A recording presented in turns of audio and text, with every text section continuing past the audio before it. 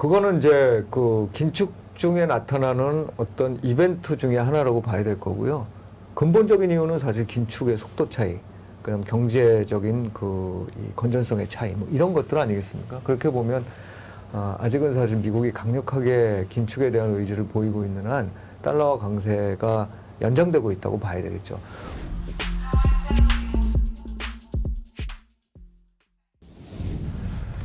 이민수의 주식 라이브쇼. 오늘은 SK증권 최석원 부문장님과 함께 조금 깊게 또 인사이트 있게 이슈들을 다루고 있는데요. 이번에는 또 강달러를 넘어 킹달러를 가고 있는 글로벌 외환시장, 우리 환율 얘기하겠습니다. 영국 얘기를 좀 먼저 해야 되는데, 사실 조지 소로스가 영란은행을 무릎 꿇린 사나이로 유명하지 않습니까? 네. 그 영국은 그 정책이 이렇게 막 그 수장들이 바뀌고 뭐 과거에도 그런 건지, 이번에도 사실 영국에 좀 해프닝 내지 그런 것들이 좀 그 우려가 있었어요. 네네. 이걸 뭐 정치적인 이슈로 봐야 됩니까? 어떻게 봐야 됩니까? 네, 그 얘기부터. 일단 뭐 정치적인 이슈도 있고, 네. 영국은 여전히 저는 개인적으로 네. 그렇게 생각을 합니다. 사실은 이제 이 유로화에 비해서야 뭐 사실 이제는 조그만 통화지만 네. 원래 세계를 제패했던 국가의 기축 통화였잖아요. 그렇죠. 네. 파운드 스털링.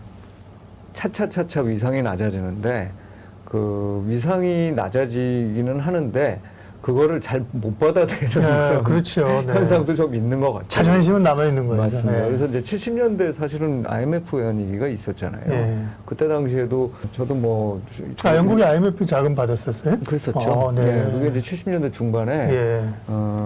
그 상황도 나빠지고 막 물가도 그때 우리 저기였잖아요. 1차 오일쇼크 터지고 난 다음에 상황도 나쁘고 물가도 올라가는데 막 그 이징 정책을 그러니까 네. 그 완화적인 정책을 하고 그때 당시에 노동당 정부가 아마 사회보장을 굉장히 크게 늘렸을 거예요. 이제 그런 것 때문에 뭐 계속적으로 이 압박이 있었을 거고 파운드와 파운드 스털링 절하 압박이 있었을 거고 아마 자존심 때문에 그걸 계속 막았을 거예요. 그죠? 예, 그러다 보면은 사실은 우리가 기축통화라고 얘기할 수 있는 뭐 기축통화라고 얘기를 해야 될지 모르겠으나 그때는 이미 이제 기축통화로서 달러가 작동하기 시작하는 시기였으니까 이제 거기서 약간 이제 이 문제가 발생했겠죠.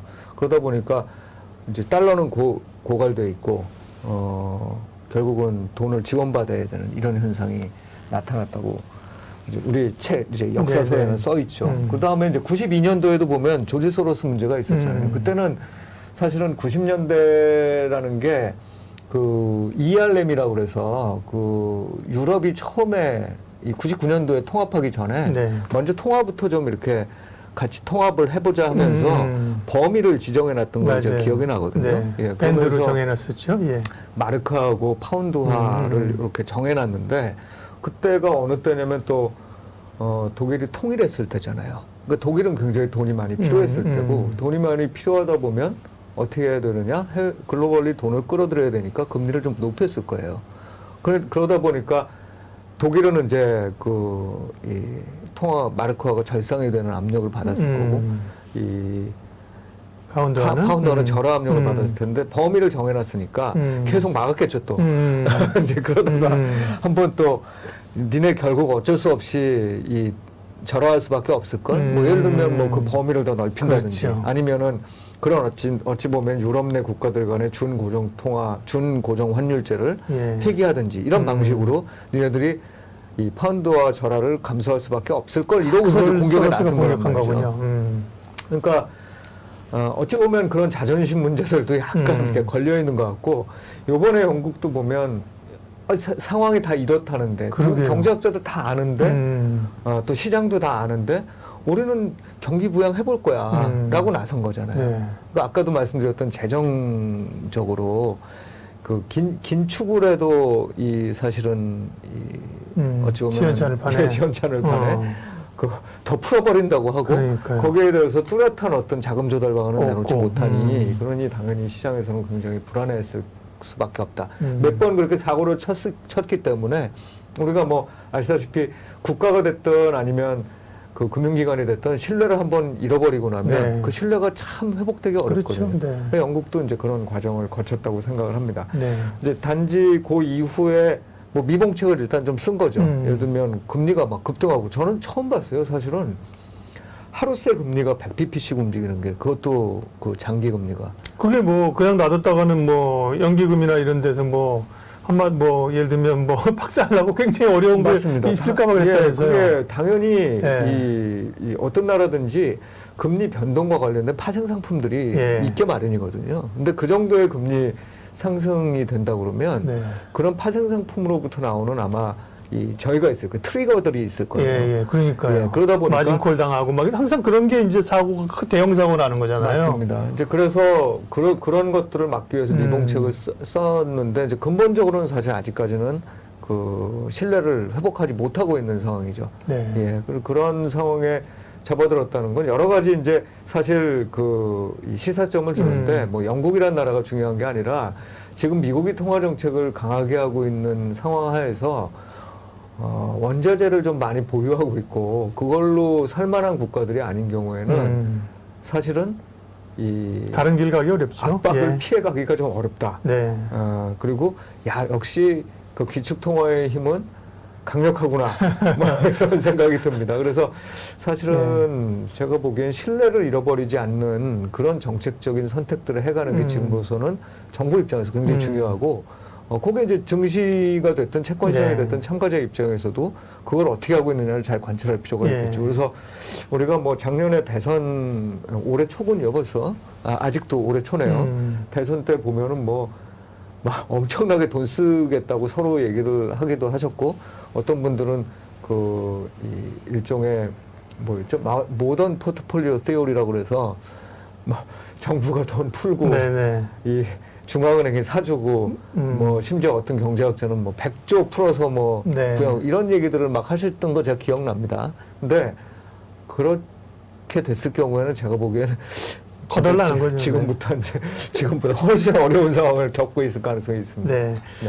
근데 이게 또 정치적인 것과 무관하지가 않아요. 사실은 나중에 시간 되면 우리 장군님 그 유로존에 사실 문제하고도 직결되는 거거든요. 유로존이 이제 균열이 꽤 나기 시작했고요. 이제 영국에도 총리 바뀌고 지금 이런 그 새 총리는 저희 유튜브를 안 보실 테니까 헛바지라니까 이런 거고 이탈리아도 지금 마찬가지잖아요. 그죠? 극우 정당. 그러면서 유로존 내에서 막 이 소용돌이가 미치는 것들이 다 영향을 미치는 건데 그래도 보면 이 영란은행이나 통화당국에서 그거를 설득을 했겠죠. 그죠? 이런 망한다. 그래가지고 딱 철회를 하는 걸 보면 또 영국이 중심에 있는 것 같아요.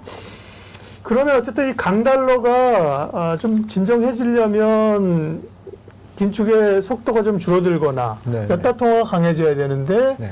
유로화라든지 지금 파운드라든지 그러면 결국 강해지기는 상당히 좀 영국이 얘기했지만 어렵겠다 이런 생각이 좀 듭니다. 네네. 네. 뭐 당분간은 좀 어렵겠죠. 네. 예, 지금 최근에 조금 달러 강세가 주춤하긴 네, 네. 합니다.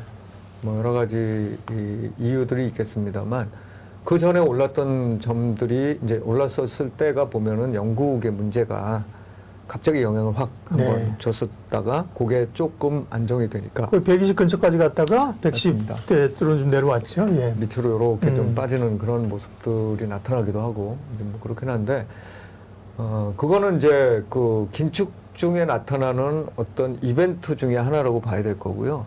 근본적인 이유는 사실 긴축의 속도 차이, 그다음 경제적인 이 건전성의 차이, 뭐 이런 것들 아니겠습니까? 그렇게 보면 아직은 사실 미국이 강력하게 긴축에 대한 의지를 보이고 있는 한 달러화 강세가 연장되고 있다고 봐야 되겠죠. 물론 내년도 어느 시점쯤이 되면 달러화 강세가 좀 멈추겠죠. 이제 그 시점이라는 건 결국 긴축을 둔화시키기 시작하는 이제 네. 더 이상의 이제 긴축은 필요 없다. 그거는 이제 결국은 또 연준이 그렇게 의사결정을 내리는 건 물가도 한편으로는 내려가고 있지만 다 엮여 있어요, 사실은. 맞습니다. 네. 경제적인 어떤 그 리스크도 커지는 그런 네. 상황일 거기 때문에 이제 그렇게 됐을 때는 아마 사전에 반영했던 이 강달러라는 게 되돌아올 수 있을 가능성이 높다고 봐요. 근데 그렇게 되기 아직 전이잖아요. 네, 게다가 그렇죠. 지금 긴축을 더 세게 실시하면서 나타나는 말씀드렸던 일부 국가에서의 유동성 이슈. 또 일부 금융기관이나 기업에서의 유동성 이슈 이런 게 남아 있는데 우리가 여기서 섣불리 그 강달러가 이미 뭐 고점을 기록했다 이렇게 보는 거는 조금 좀 이른 판단이 아닌가 생각을 하고 있습니다. 네.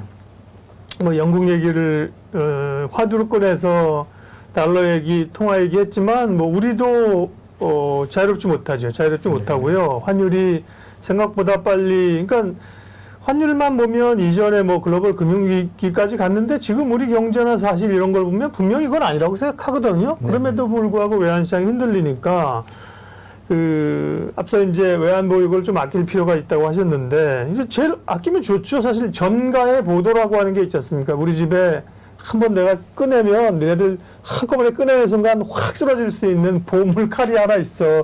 뺄까 말까 이럴 때 사람들이 겁내는 거지. 칼을 써갖고 이제 뽑아가지고 흔드는 순간부터는 이제 이판사판이잖아요. 네. 근데 구두 개입한다든지 이러면 좋은데 잘 안 잡히니까 다음부터 고민 있는 거 아닌가요? 원하는. 지금은 뭐 좀 견뎌야 되는 상황이라고 네. 봅니다. 그러니까 지금 상황에서 뭐가 중요할 거냐. 실질적으로 지금 사람들한테 원화가 이 정부 개입에 의해서 상대적으로 다른 나라들보다 달러에 대비해서 강하다는 걸 보여주는 게 과연 좋은 시기냐. 아니면 이 나라는 어쨌든 무기가 있다. 무기가 있고 그 크레디빌리티죠. 그야말로 신뢰를 계속해서 유지하는 국가다를 보여주는 게 더 중요할까 생각을 해보면 저는 당연히 후자라고 생각을 해요. 네. 지금 당장 쓰는 건 그렇게 해서 예를 들면 엔화도 달러 대비 약세고 또 유럽도 달러 대비 약세고 유로화도 달러 대비 약세고 뭐 일정 부분 거기도 뭐 구두 개입을 비롯해서 조금씩 개입은 했었잖아요. 엔도 마찬가지고 네. 했었는데 아주 강력하게 안 한단 말이죠. 근데 만약에 우리가 강력하게 이 외환보유고를 써서 원화가 강세예요. 그런데 달러에 대해서만 강세일 뿐만 아니라 엔과 유로에 대해서도 강세면 우리한테 도대체 좋은 게 뭐냐는 거죠. 예. 기업들에게도 부담되는 맞습니다. 거죠. 예. 그러니까 그거는 제가 보기엔 한편으로는 크레딧도 별로 안 좋고 실질적인 효과 측면에서도 아주 내수를 조금 안정시킬 수 있는 상황이겠지만 우리가 오히려 지금 생각해야 되는 건 아까 근림 궁핍화 정책이라는 네. 말씀 드렸는데 사실상 환율이 오르면서 그 각 국가들은 어찌 보면은 이 긴축을 하거나 아니면 높은 물가 상승률을 감내하거나 둘 중에 하나가 돼야 되는 거예요. 그러니까 수요가 어떤 식으로든 줄어들어야 되는 방향이 되는 거예요. 그럼 이제 그런 수요가 줄어들어야 되는 방향이 되면 미국이 사실은 그 반대로 자기네들이 금리를 먼저 내리면서 글로벌 수요를 다 이끌어내는 시기도 있습니다. 내가 내리니까 니네들도 내려야 돼. 예. 왜냐면 안 그러면 강세가 되니까 달러가. 그 나라 통화가.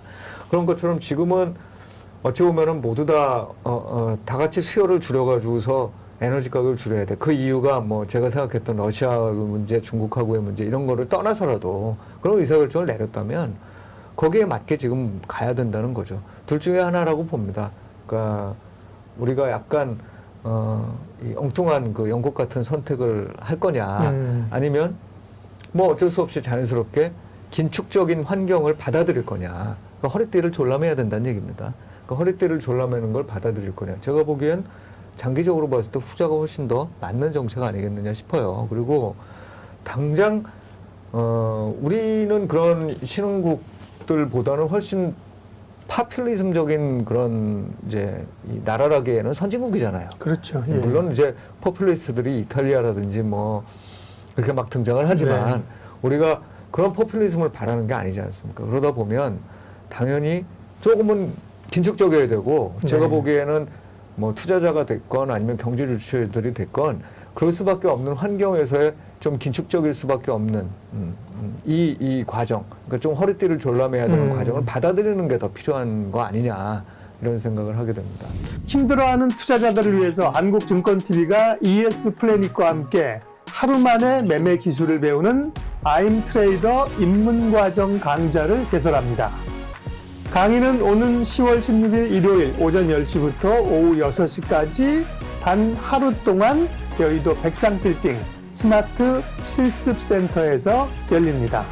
참가자에게는 아임차트 3개월 이용권과 교재, 중식을 제공하고요. 강사와의 자유로운 대화도 이어집니다. 그리고 여기서 특전 한 가지, 한국증권TV에서 안내를 받았다고 말씀하시면 참가비의 10%를 할인해 드립니다. 신청은 아임차트 홈페이지나 전화 1611-3165로 하시면 됩니다. 투자를 하시면서 50만 원 이상 손해를 본 경험이 있으신 분들은 꼭 신청하시기 바랍니다. 이 강좌가 여러분을 성공 투자로 이끌어 드립니다. 10월 16일에 뵙겠습니다.